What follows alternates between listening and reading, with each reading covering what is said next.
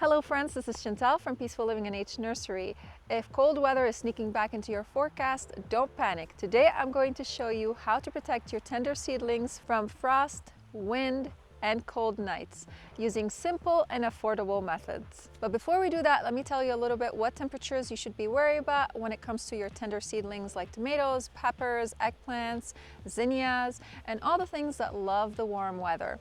Whether you are growing flowers or vegetables, they both need to be protected if they are tender annuals. So temperatures like 45 degrees and below can really wreak a havoc on your tender seedlings. They can cause them to slow down their growth. We call that stunting, and it can actually prevent them from flourishing throughout the season. So they might reach a certain level of growth and not produce a lot for you, not produce a lot of flowers, and not produce a lot of produce for you. And you want to be successful at this, and I want you to be successful at this. So let me go ahead and show you some of the methods that you can use to protect your seedlings. Let's go.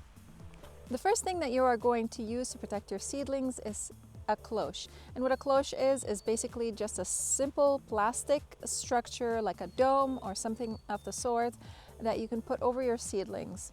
I have right here this milk container that I cut the bottom off, and then I stuck some landscape staples at the bottom. You can do this super cheap. The landscape staples might cost you a little bit, but this is super simple and cheap. And if you have small seedlings, this will be perfect to protect your seedlings. Now, when it comes to my seedlings over here, you can see they're a little bit too tall for this, and I haven't planted them yet because it's still a little bit too cold over here, and we are getting down into the low 40s at night. So it's a little bit too early to plant these tender seedlings over here. Now, you might see weeds next to me. Don't be bothered by them because I haven't gotten into my vegetable garden yet.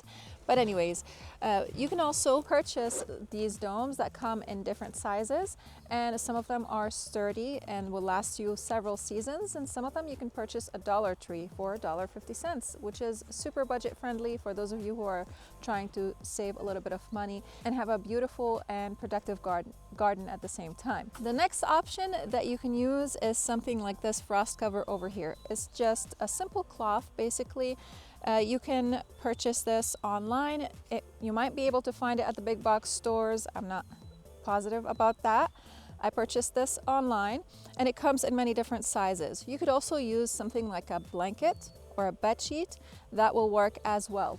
But you want to use something like this hoop right here.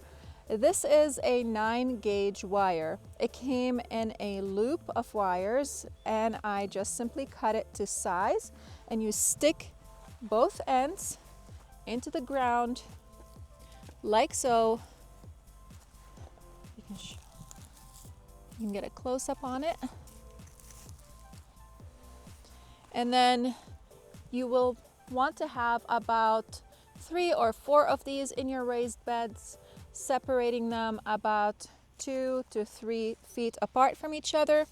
And then you lay your frost cover over them, whether in 2 folds or in 1 fold, depending on how cold it is getting. To secure your frost covers or your blankets on, or your bed sheets over these hoops right here, you're going to use these little paper clips that you see right here, and you just, here, let me show you. You take your frost cover and you just put that over it, and that's going to protect it and stop the wind from lifting it up. These are super secure, and you can buy them in huge bundles. Yes, even from Dollar Tree. So just a few things to be mindful of when it comes to protecting your seedlings, and that is if the plastic touches your seedlings, like your basil especially, for example, that is going to damage your plants, especially when it gets really cold at night. If there is frost, there's a fly heading right to my face.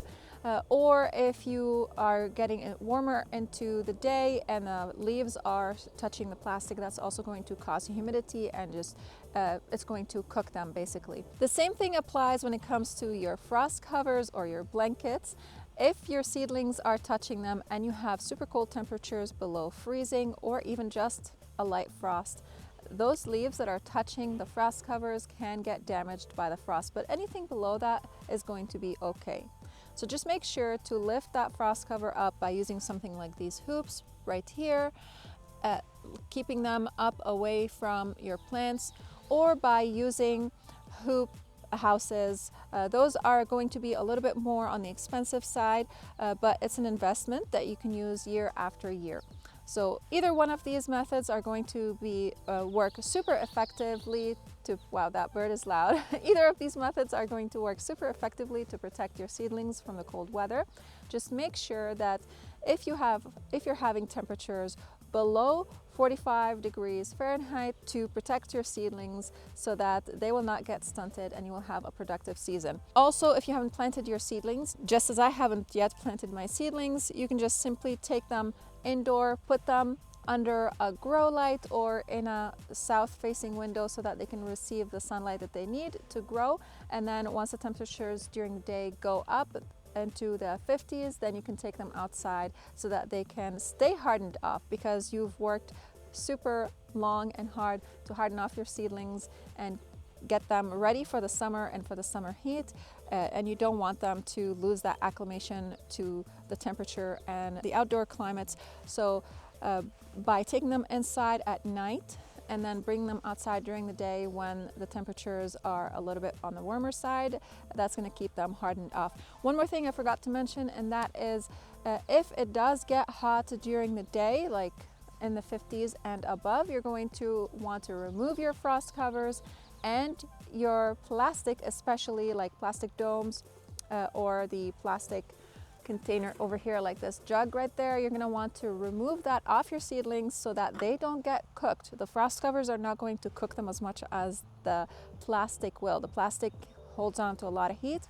Frost covers will protect them. It will keep them a little bit about 10 degrees warmer above the average temperature that's around them. Just make sure to remove those plastic domes off of your plants when the temperatures go above 50 degrees Fahrenheit. This is pretty much it. We want you guys to succeed in your garden and in your gardening journey, and we wish you all the best in this gardening season. For more helpful tips and inspirational videos, hit that subscribe button and the like so that more people can see these videos. And you can also follow us along on Facebook at Peaceful Living NH Nursery. Thank you guys so much for watching, and I'll see you again in the next video. Bye. Hello friends, this is Chantel from Peaceful Living NH. Okay. Go away. To be